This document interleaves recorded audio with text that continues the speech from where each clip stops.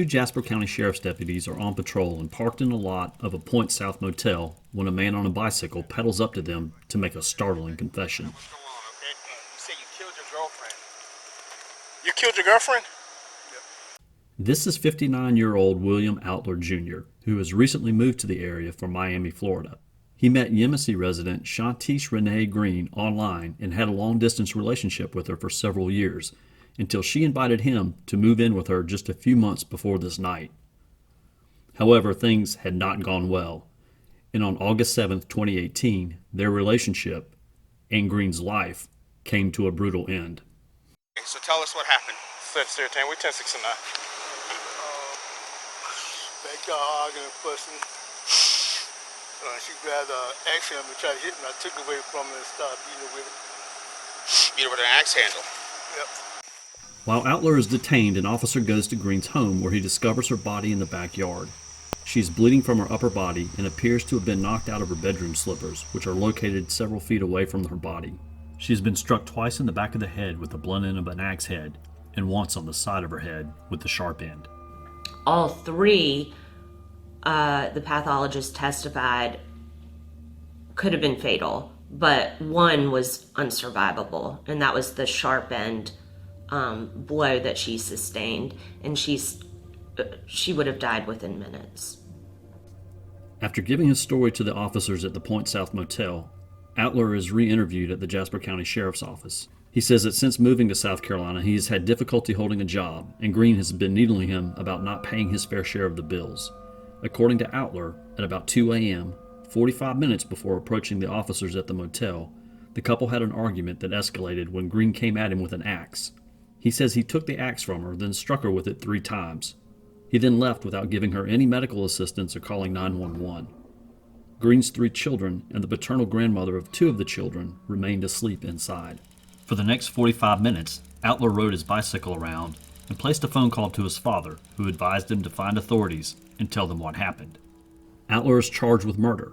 Hunter Swanson of the 14th Circuit Solicitor's Office will prosecute the case. Several key facts crucial to proving the murder case seem beyond dispute. Outler, after all, admits he killed Green. However, Swanson must overcome several obstacles to prove her case.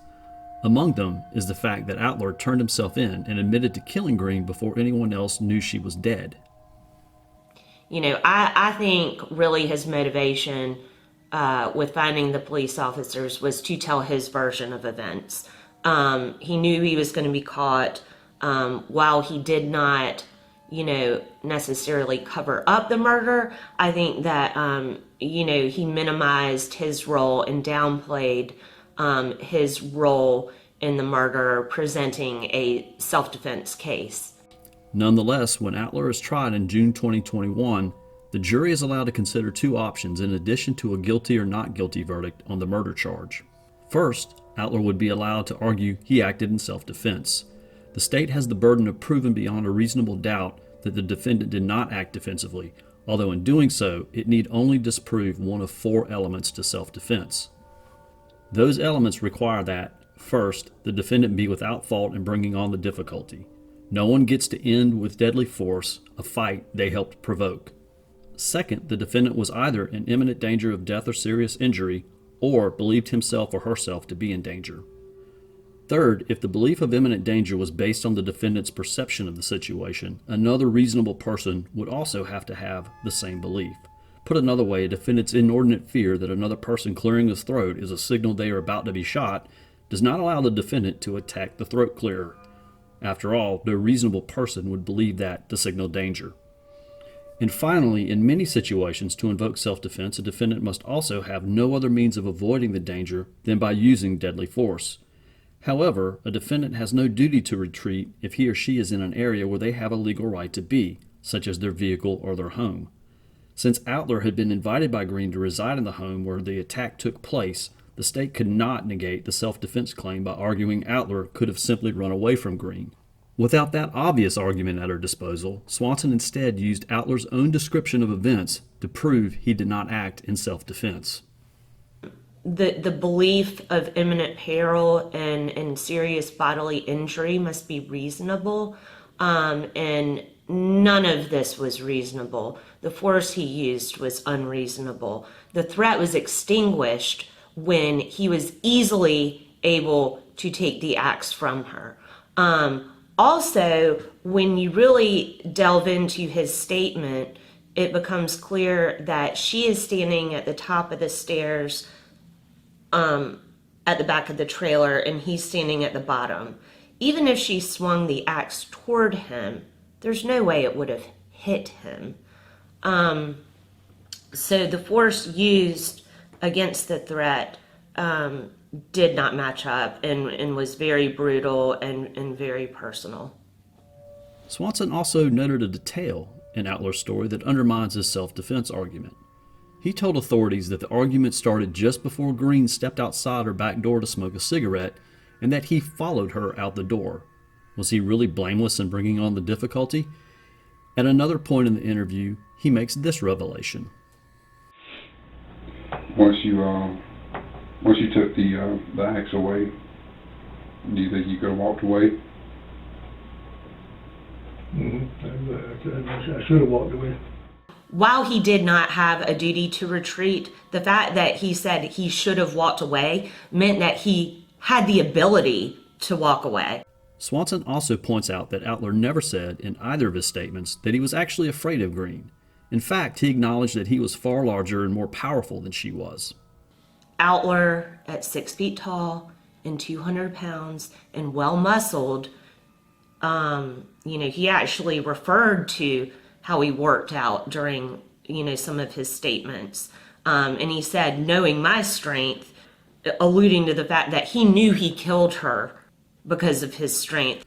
While these arguments undermine Outler's self-defense claim, he still had one avenue to avoid a murder conviction that would carry a sentence of 30 years to life. The defense convinced the judge that the jury should be allowed to consider a guilty verdict on the lesser-included charge of voluntary manslaughter, which carries a penalty of 2 to 30 years in prison. Voluntary manslaughter is the unlawful killing of a person in the sudden heat of passion upon sufficient legal provocation. Heat of passion is a situation that renders a person incapable of cooling down before committing a crime, for instance, walking into your bedroom to unexpectedly find your spouse in bed with a lover. Sufficient legal provocation refers to some act of the victim, such as appearing to reach for a gun. Both heat of passion and sufficient legal provocation must be present at the time of the killing to constitute voluntary manslaughter. Based on his statements, I don't think that there was the heat of passion argument. I mean, what couples don't argue about bills? That's not the sort of argument that would rise to that level. While there may have been an argument for sufficient legal provocation, if you believed his statement that she swung an axe toward him, that could have been there. But again, I'm not entirely sure she ever really did that. There is at least one good reason not to believe Outler's story, which is the only thing that suggests heat of passion. The way the defense wanted to portray this argument that occurred was, Renee was out of control, she was furious, and the fact is that there were 4 people in the house that heard nothing. They were asleep the whole time. Nobody heard raised voices. Nobody heard the attack on Renee. And it wasn't until police started shining their flashlights around that, the kids woke up and people started peeking out the window, wondering what was going on. On June 16, 2021, a Jasper County General Sessions jury found Outler guilty of murder. They needed only about 90 minutes to reach their verdict. Circuit Court Judge Carmen T. Mullen sentences Outler to 30 years in prison. Between him not working, Renee's attentions maybe elsewhere, he was not feeling like much of a man. And I think he snapped. And, with murder, malice can be formed, in an instant.